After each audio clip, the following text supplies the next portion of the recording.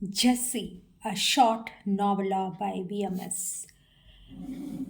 Chapter 1 Dreams at 16. The monsoon had just entered. The classroom still smelled of damp notebooks and chalk dust. Jessie sat by the window, her cheek pressed against her palm, eyes wandering past the blackboard to the trees outside. The rain had left the leaves slick and shining. The whole world looked scrubbed clean, as if it had been given a fresh start. But Jessie felt anything but new. On the last page of her notebook, she had scribbled a line in crooked handwriting. The world inside me is louder than the one outside. Jessie, the teacher's voice sliced the air. Pay attention. If you don't learn integration, you will be failing your exams. A few boys laughed, and Jessie flushed and dropped her gaze, trying to focus on the white chalk scratching across the blackboard. But she could still feel a pair of eyes on her. She turned her head slightly, and there was Ajay on the third bench, smiling faintly. It wasn't a mocking smile, it was a kind of smile that said, I saw you drift away, and it is all right. And later that afternoon, as students poured out of the gates, Ajay caught up with her, and you were miles away in class again, he teased. Jessie frowned. Max feels like trying to breathe underwater. Ajay laughed softly. Then don't drown. Hold on until you can swim to something better.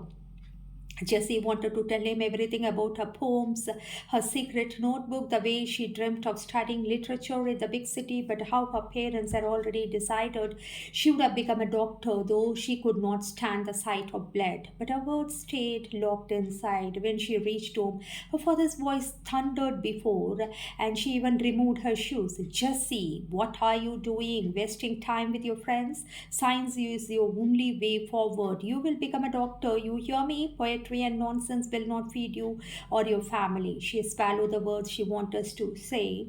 That night she tore the pages with a scribbled line, folded it neatly, and slipped it into a diary. She pressed the diary to her chest before hiding it beneath her pillow. Lying awake, she thought of Ajay's smile, of words unwritten, of dreams that were hers but already slipping away.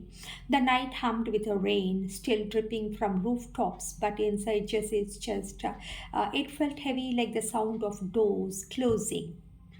Chapter 2 The Bride Without a Voice. The wedding hall was loud with the clang of vessels, the chant of prayers, and the endless drone of relatives debating dowry and decorations. Jessie sat on the stage, her silk sari heavy on her shoulders, the jasmine flowers tugging at her scalp. Everyone around her looked satisfied, busy, proud. She, however, felt like a guest at her own life. Her parents beamed as Rehman, her new husband, tied the Mangal Sutra around her neck. Jessie tried to smile when the cameras clicked, but inside she was numb. Rehman was not cruel, not unkind, only distant, his words measured and flat. He was 10 years old, already working as a bank manager. To everyone else, he was the perfect match. That night, when they finally sat together in their flat, Rehman spoke first.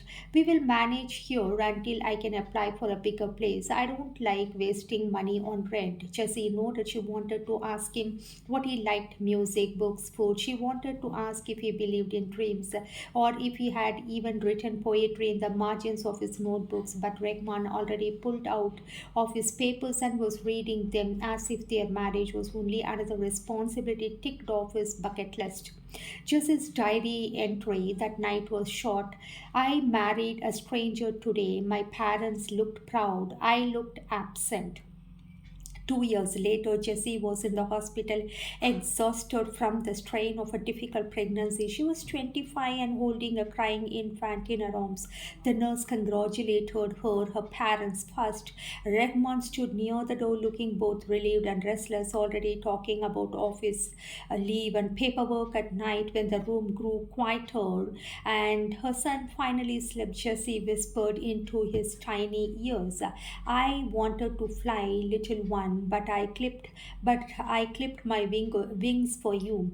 I hope one day you will soar where I could not. Life after childbirth became a blur. Jessie returned to work, taking a clerical job in a government office. She spent her mornings rushing a daycare, afternoons typing reports, and her evenings cooking meals for Rahman and soothing a restless child. The poems inside her never left, but they had no time, no space, and Rahman was not cruel, but he was indifferent. You are always tired, he said once. Looking at her drooping eyes, I have to do everything, she murmured, too weary to argue. You exaggerate, and millions of women manage. Jessie did not reply that night when the baby cried and Rahman turned to the wall to sleep. She pressed her forehead against her son's tiny head, tears soaking his blanket. I'm still here, she whispered, but I did not know who I am anymore. And the silver lines, Jessie was 30 when the spark returned. It began quietly late at night. Her son had fallen asleep and Regman had turned in. She dusted off her old diary, its pages yellowed, and picked up a pen. The first line she wrote trembled out of her like a secret. I am still alive. I must remind myself to this. Soon writing became her hidden ritual. She typed poems in the blue glow of the second-hand laptop, and the sounds of keys clicking against the silence of the flat. One day, after weeks of hesitation, she submitted a poem to a small local magazine. Weeks later, a thin envelope arrived. She tore it open with shaking hands. Her poem had been accepted, and when the issue was published, Jessie stared at her name in print until her eyes blurred. It felt like her lungs had opened after years of suffocation. She showed it to her son, who was 10 by then. Ma, you are famous, he laughed, hugging her. Jessie laughed too, though her eyes filled with tears. Not famous, baby, but I'm alive again. Around the same time, she connected with her friend Malini, an old college friend who had moved back to city. They spoke late into the night, swapping memories and secrets. Malini read Jessie's poems over the phone. Jessie, you still have it, she said warmly. Don't stop now. Send your work to bigger journals. You deserve more than this little corner of recognition. For the first time in years, Jessie felt seen. She woke before dawn, before anyone else stirred to write. She scribbled verses on scraps of paper during bus rides to work. She began to dream again, not wildly but cautiously, like holding a candle in a room full of wind. But silver lines of fragile. One evening, Redmond found her typing at the dining table while their son studied nearby. He glanced at the screen, his brows furrowed. This writing nonsense again? He asked flatly. Jessie stiffened. It's not nonsense. I got published. And Rajiv and Regman snorted. And how much did you pay? Did they pay you? Nothing, I suppose. Stop wasting time. We need more income, not your silly hobbies. You will pay for school. Who will pay for the school fees? Your poems? His words cut sharper than any silence. Jessie closed her laptop. She did not argue. She had learned that arguing with Regman was like throwing stones into a well. They only sank, making no sound. Over the next months, the pressures grew heavier. Her fees demanded overtime, and Malini moved abroad. The calls fading into absence. Rejection letters piled in her inbox, each one polite but final. Her son needed tuitions, fees, books, all of which meant Jessie worked longer hours, leaving no time for words. The flame inside her flickered, fought, then thinned into smoke. One night she sat staring at her blank laptop screen, her fingers still. She whispered to the dark room, why does every light in my life burn out before I can touch it? The silence gave no answer. And the next chapter, from scratch again. By 38, her age, Jessie had learned to survive on little. The divorce from Regman had not been dramatic, only quiet and procedural. She and her son moved into another apartment on the edge of the city. The walls were stained and the paint were new, and the floorboards almost beautiful with the tiles and marbles. Yet, for the first time in years, the space was hers alone, by her own earnings. Her son was now a teenager, reserved and polite but distant. He loved her, but he had friends, school pressure, and growing awareness that their life was different from everyone else. Jessie tried to hide her exhaustion, but the silent mornings often broke her. She would sit at the tiny kitchen table, sipping lukewarm tea, staring at the window, the city's distant hum pressing against her chest like a heavy drum. By day, Jessie tutored neighborhood children, and it is more like for relaxation and kind of exploring her inner talents. She taught multiplication, grammar, and sometimes small bits of literature, and telling them stories. It was never glamorous, never enough, but just for her to keep herself engaged and to manage the ends. Some days she graded homework until her fingers ached. Other days she corrected assignments and caught herself thinking about the poems she had once written, lines that now floated in memory like ghosts. At night, after her son slept, Jessie lit a small candle and wrote. The poems came in fragments now, hurried and raw. I am the echo of a life borrowed, a shadow in someone else's story, searching for silver lines and that never wait for me. She sent her work to journals. Most replies were polite rejection. Some were ignored, and each no pressed her future into silence. She would stare at the screen, her reflection staring back, pale, hollow-eyed, her hair loose, unkept for long nights. One night she whispered to herself, her voice shaking in the candlelight. How many times can a woman start from nothing? How many times must I rebuild only to fall again? No answer came. The loneliness was heavier than the work, heavier than the failures. Ever her son's small rebellions or silent contempt cut deeper than any rejection letter. She began to feel herself shrinking, her voice fading into the walls of the flat. Her friends had vanished into their own lives, leaving her only with the shadows of company. Yet, despite the emptiness, Jessie persisted. She thought she wrote and she survived. And there were nights where she would glance at the city skyline, a faint hope stirring in her chest, and perhaps someday she could rise again. But those nights were few. Most nights the candle burned low, the words ran dry, and Jessie felt the weight of every lost dream pressing down. And the next chapter, Jessie, almost 40 plus, had arrived quietly like a fog rolling over the city streets. And while she was staring at the sky, and a kind of poetry came to her mind, she started to write the poetry like, oh, little stars, are you waiting for dawn? I'm also like you, longing for dawn. But when it dawns, you will disappear. In my longing for dawn, the dawn itself will disappear. After writing this poem, she felt somewhat relieved, and that colder, though the heater, hummed.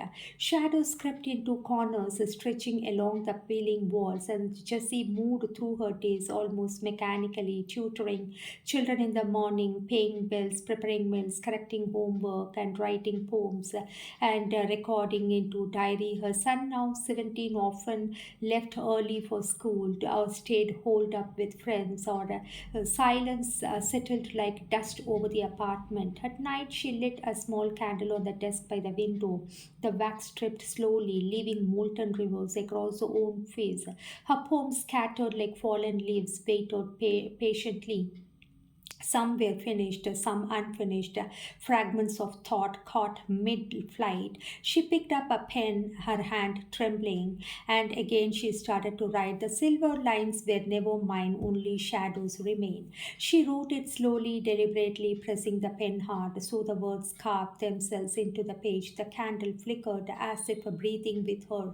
Outside, the city pulsed with life, car honks, distant laughter, a dog barking.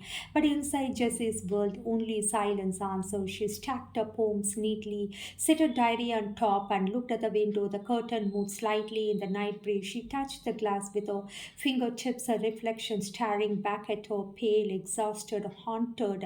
No one knocked, no one called. She seemed in that moment almost invisible to the world. Morning came, but Jessie did not, and her neighbor noticed the door slightly ajar. They stepped inside, calling her name. The candle had burned down to a pool of wax. Her poems were scattered, notebooks lay open, but the last page was missing. The window was wide, the curtain fluttering off it, wavering goodbye. Jessie was gone. Rumors spread quickly. Maybe she went to the river. Someone whispered, no, she must have taken a train at dawn. Another said she wanted to vanish to start over. Her son refused to talk about it. He carried her absence like a shadow, a wound no one could touch. The flat was emptied months later, her belongings sold. Only the notebook remained, fragments of a life lived, lost and erased. And the missing page, no one knew. The silver lines that she had chased were gone, leaving only shadows in their place. Jessie had vanished, a mystery woven into the city's heartbeat, a whisper that lingered long after and streets had moved on. And her son found a page which was hidden under a diary. In that, the poem written, oh, little stars, are you waiting for dawn? I am also like you, longing for dawn. When it dawns, you will disappear, but in my longing for dawn, dawn itself will disappear. And immediately he just sent it to the journals, and to his surprise it got clicked, and it has become the overnight success. The world started to hum this particular poem, oh little stars, are you waiting for dawn? And every nook and corner people start to discuss about it. And the son was really happy and shocked, and also he is feeling guilty, because as long as his mother was alive, he didn't give importance to her or the poetry. He was very particular and selfish, but now the poetry what she had written had got prizes across the globe, and he started to get loyalty, thousands and thousands of pounds and euros, and which is really helping him to lead a better life. And finally he did a startup, which was in the name of his mother, and she is gone no more. He has no idea where she had gone. She had gone to the world where she could not return again, but her poetry and her writings everywhere, and he started to publish one after another. Finally he made his own publication in the name of JESSY Publication, and published all her writings, which started to reach the nook and corner. People started to read and love and admire her. But the mother silently gone, and her son was wondering, looking into the stars, and he was reading that poem once again. Oh, little stars, are you waiting for dawn? I am also like you, longing for dawn. When it dawns, you will disappear, but in my longing for dawn, the dawn itself will disappear. It was written by Jessie about her new life or new beginning or for a dawn, but this was read by her son, waiting for the mother to return. Will she return? Where is she? Where is Jessie? It's gone. She has gone with the wind.